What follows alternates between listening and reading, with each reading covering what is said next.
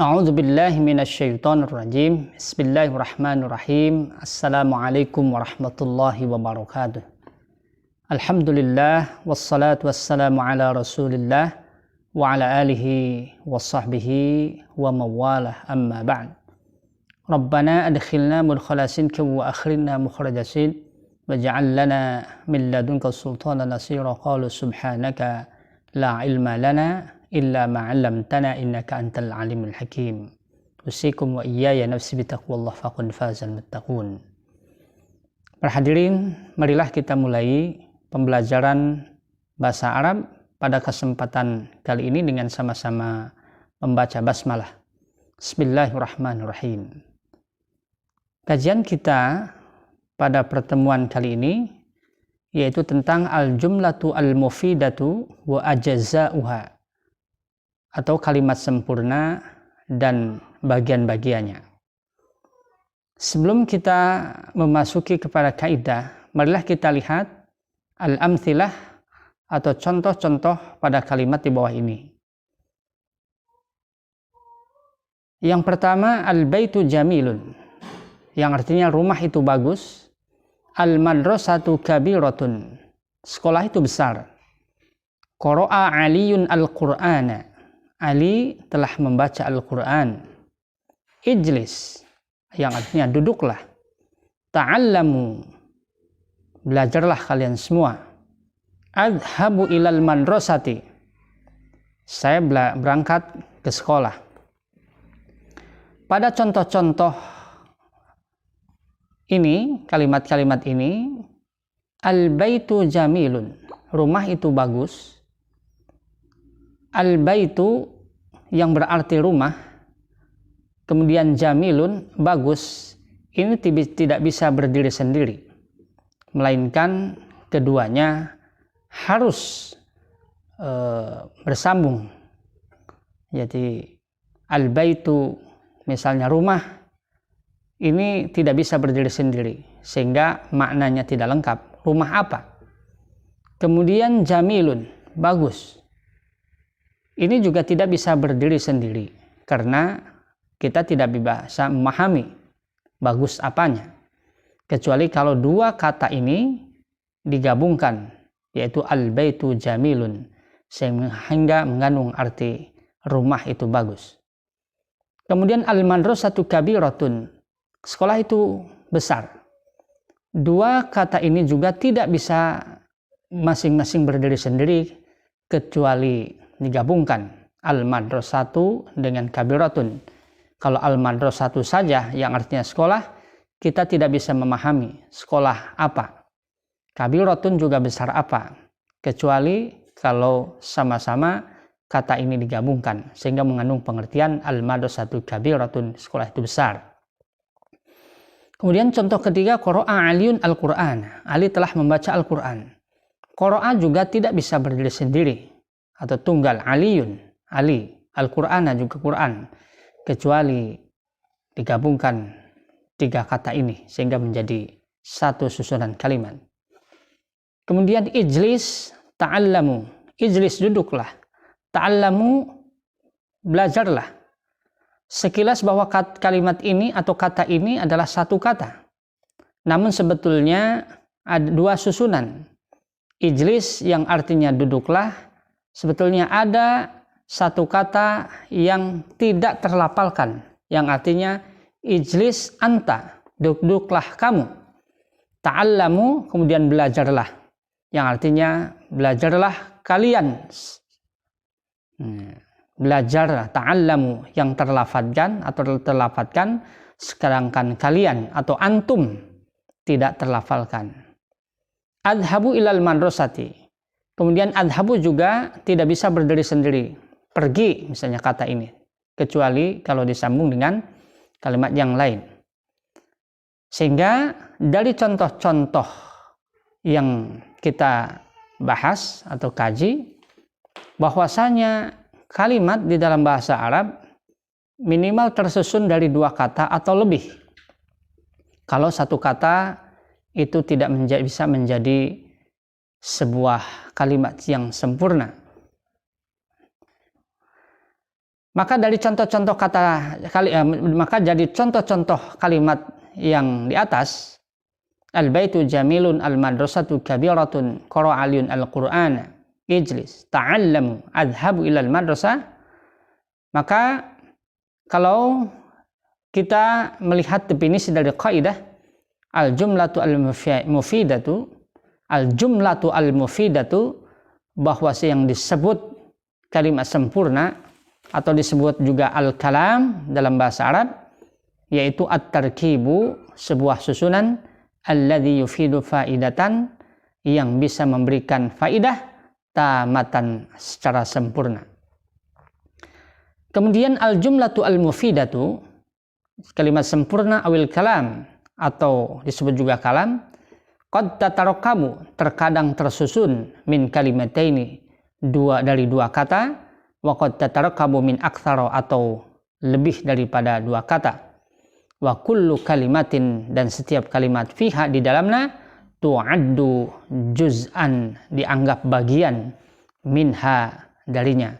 Seperti tadi al-baitu, bagian daripada kalimat sempurna tadi, jamilun juga bagian dari kalimat tadi. Kemudian di dalam kalimat bahasa Arab, bahwasanya kata terbagi tiga. Yang pertama adalah ismun, kemudian fi'lun, dan harfun. Kita lihat bahwasanya yang disebut ismun itu terkait apa saja. Muhammadun, lihat contoh, Muhammadun, Muhammad, Aliyun, Fatimah, Asep. Ini menunjukkan nama orang, berarti isim. Yang dimaksud isim yang pertama adalah lafadz yang menamakan untuk manusia. Yang kemudian yang kedua adalah Jakarta, Bandung, juga menunjukkan kata tempat. Kalbun, yang berarti anjing, kirdun, dajjajatun, samakun. Ya, kirdun monyet, dajjajatun ayam, kemudian samakun ikan. Ini juga menunjukkan kepada nama hewan atau hayawan. Kemudian zahratun, bunga, syajaratun, pohon. Ini menunjukkan kepada nabatat atau tumbuh-tumbuhan. Masjidun, baitun, hajarun, qasabun, tubun, batu bata, hajarun, batu, menunjukkan kepada sesuatu yang benda mati atau benda padat.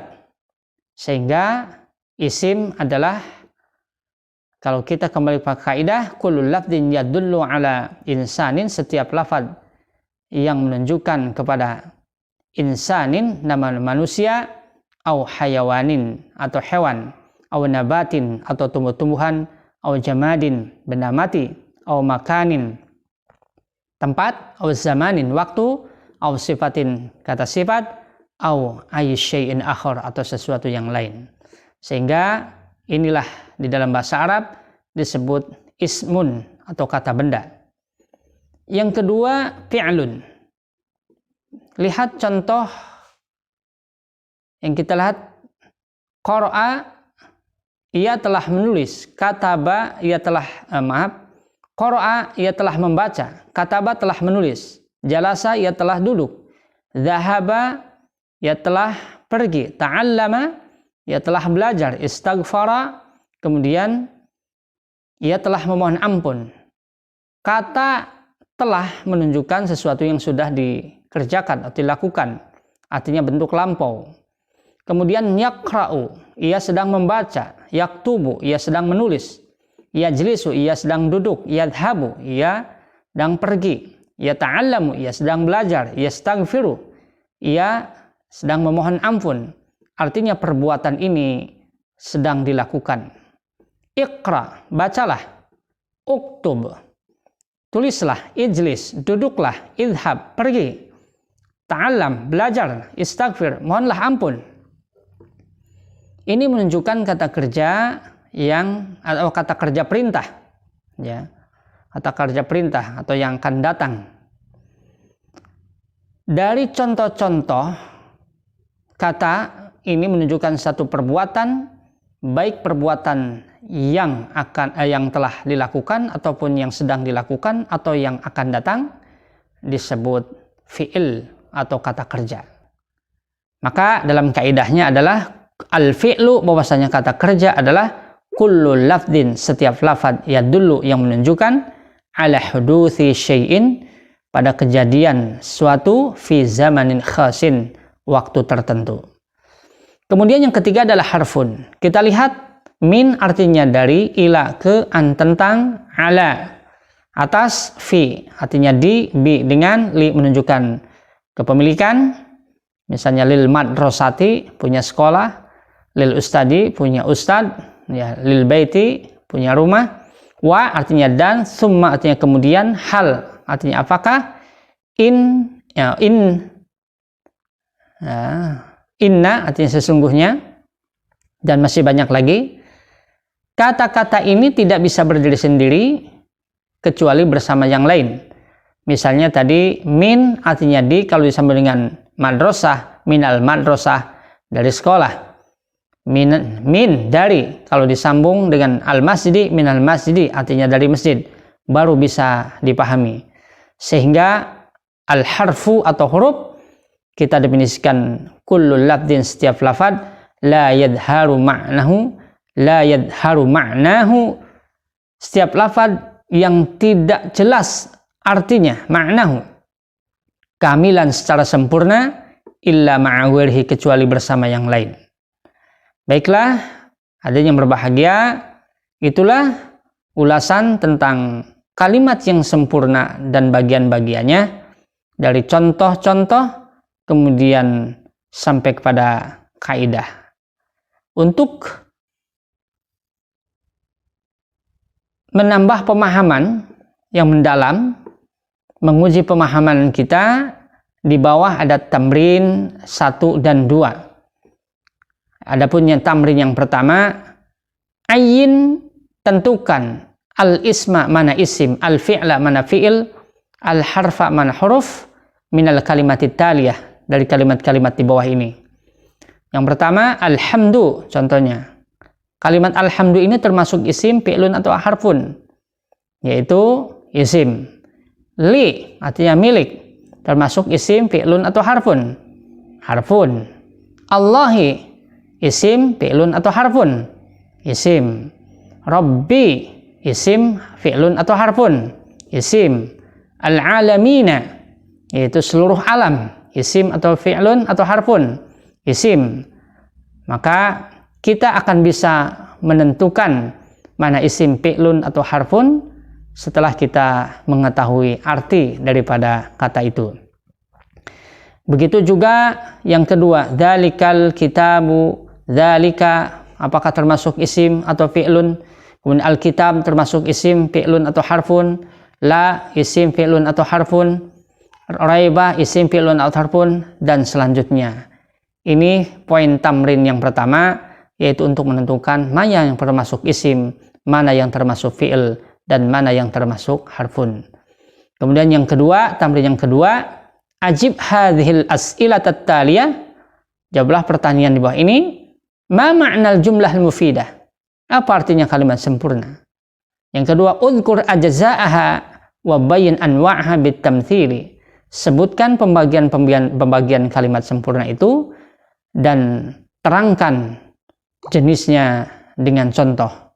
Yang ketiga, mal farqu baina ismin wa fi'lin wa harfin, apa perbedaan antara isim, fi'il dan harfun. Demikian yang bisa saya sampaikan. Mari kita tutup dengan bacaan alhamdulillah. Mudah-mudahan kita bisa menangkap. Rabbana atina fid dunya hasanah wa fil akhirati hasanah wa qina adzabal qabr, qina adzaban nar. Walhamdulillahirabbil alamin. Wassalamualaikum warahmatullahi wabarakatuh.